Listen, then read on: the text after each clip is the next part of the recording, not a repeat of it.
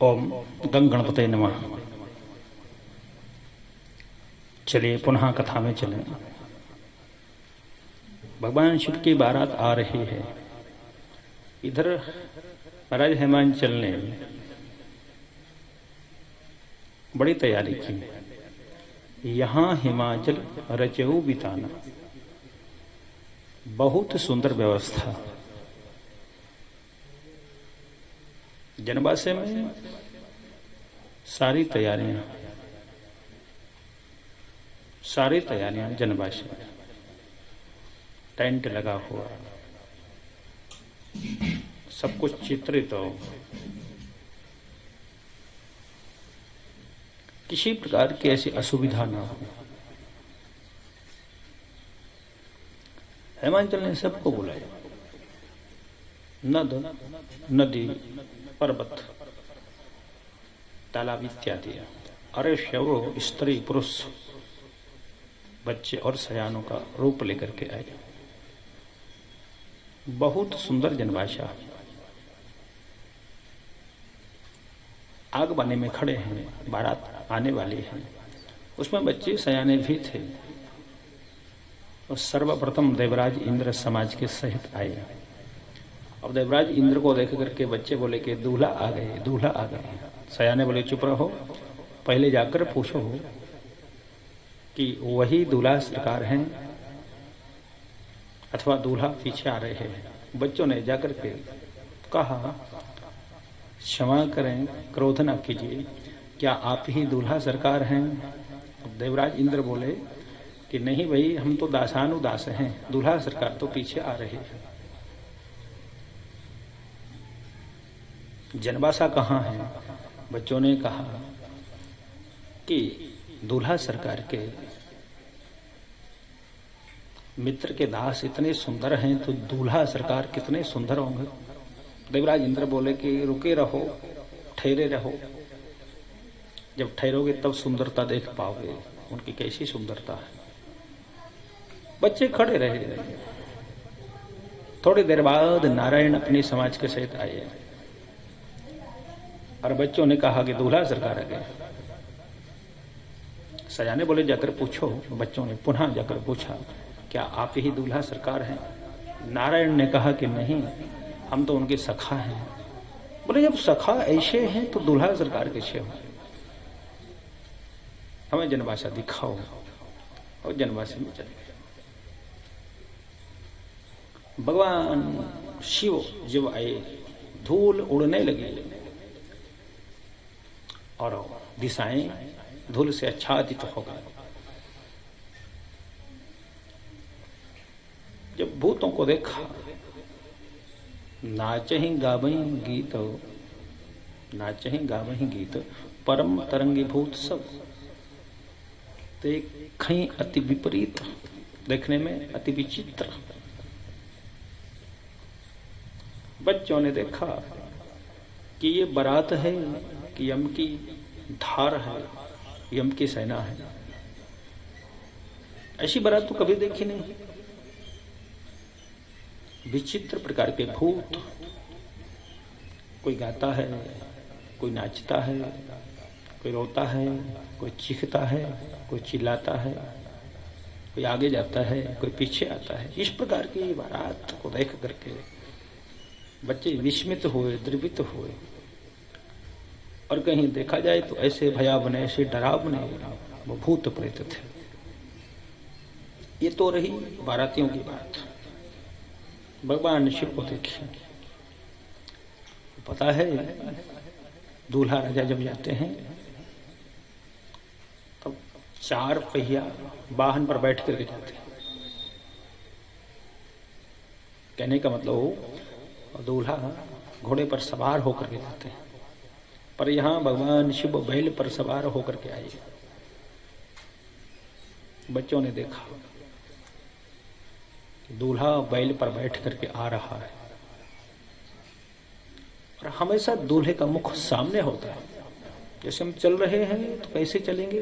सामने देखेंगे, सामने मुंह रहेगा, पर भगवान शिव का मुंह पीछे। बैल पर बैठे जरूर हैं, मुंह पीछे है। बच्चों ने भूत प्रेत की सेना को देखा, डर गए, दौड़ पड़े, अपने घर पहुंचे, जाकर के कक्ष में घुस करके साकल को चढ़ा लिया, किवाड़ बंद कर लिया।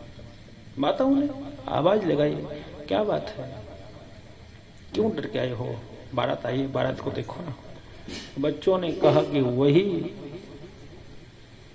विवाह देख पाएंगे जिनके बहुत बड़े भाग्य हैं। बोले क्यों? बोले मैया वो बारात नहीं है, वो यम की सेना है। पता है दूल्हा कैसा है? बोले कैसा है? दूल्हा तो बैल पर बैठकर आया है, पीछे को मुंह किए हुए, सारी सेना का बखान किया। को मुखहीन, किसी के मुख है, किसी के मुख ही नहीं। को मुखहीन, कई तो बिना मुख के हैं, जिनके मुख ही नहीं।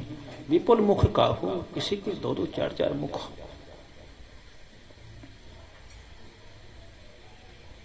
को बिन पद कर, किसी के हाथ पैर नहीं। को बहु पद बाहु, किसी के बहुत हाथ बहुत पैर। विपुल नयन, किसी के बहुत सारे नेत्र। को नयन विहीना, किसी के नेत्र भी नहीं।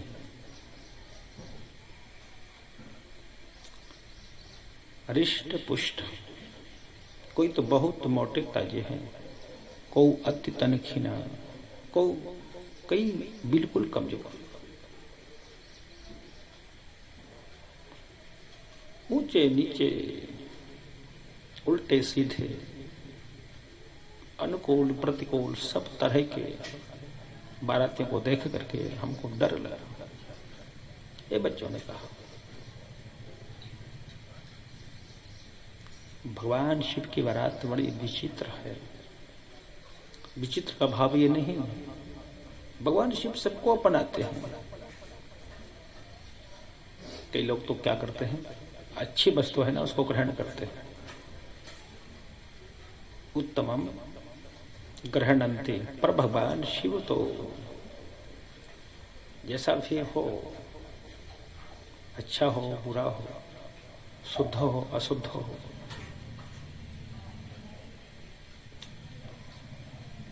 उच्च हो निम्न हो, मोटा हो पतला हो, जैसा भी हो, सबको अंगीकार करते हैं, सबको साथ लेकर चलते हैं। तो उनकी सेना में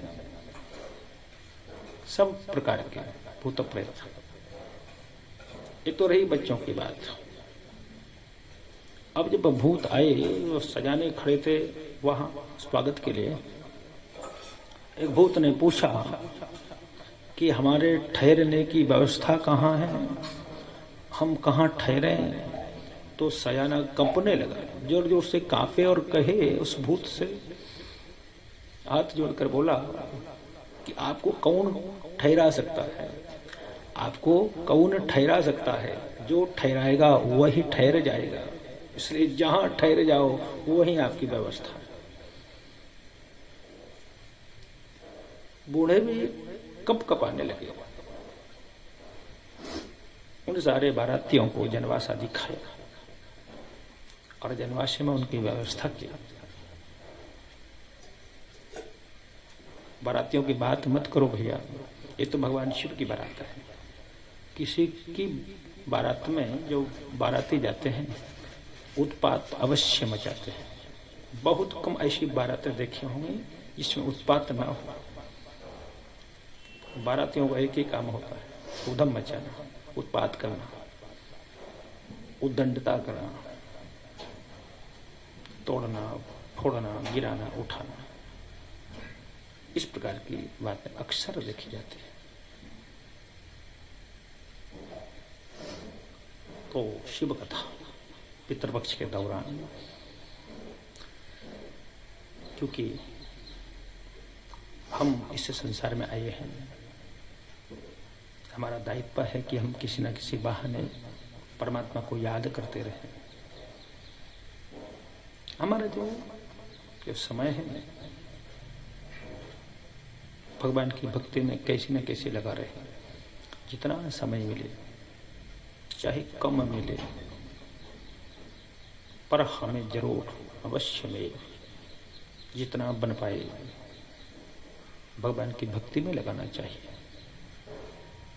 चाहे हम भजन के द्वारा, चाहे आराधन के द्वारा, चाहे व्रत के द्वारा, चाहे तप के द्वारा, अथवा तो कथा के द्वारा, पर भगवान की कथा से सबको लाभ प्राप्त होता है। तप करने वाला अपने आप का उद्धार कर पाएगा, जप करने वाला अपने आप को सुधार पाएगा, व्रत करने वाला अपने आप का उद्धार करेगा, पर जो कथावाचक है वो सारे श्रोताओं को उस पार कर सकता है। यदि उस प्रवक्ता का भाव अच्छा है तो सारे श्रोताओं को भगवान से मिला देगा, क्योंकि माध्यम तो कोई ना कोई जरूर होता है। हमें नदी से उस पार जाना है तो नाव का माध्यम लेना पड़ेगा। हमें कहीं दूर जाना है तो किसी साधन का, किसी वाहन का माध्यम लेना पड़ेगा। ऐसे ही भगवान के पास तो सब जाते हैं, पर किसी सद्गुरु का माध्यम हो तो वह सरलता से, सहजता से उस पार हो जाता है।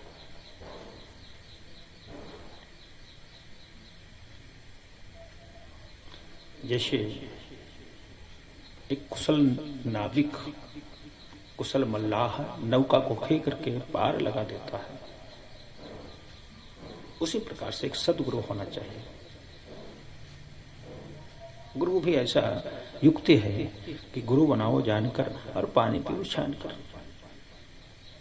कभी कभी लोग गुरु दीक्षा ले लेते हैं, पर दीक्षा के उपरांत पता है क्या होता है? गुरु शिष्य की पटरी बैठती नहीं, ऊपर नीचे हो जाते हैं, दोनों एक दूसरे को पसंद नहीं करते। ऐसा नहीं होना चाहिए। गुरु बनाना है तो पहले परीक्षण, उसके बाद गुरु बनाओ। और जब गुरु किसी को बना लिया तो भक्ति, भक्त, भगवंत, गुरु, चतुर नाम बपु एक। भक्ति, भक्त, भगवंत और गुरु, ये चार। एक तो भक्ति, दूसरा भक्त और स्वयं भगवान और गुरु। ये चारों भगवान के स्वरूप हैं तो अलग अलग, पर भगवान के सदृश है।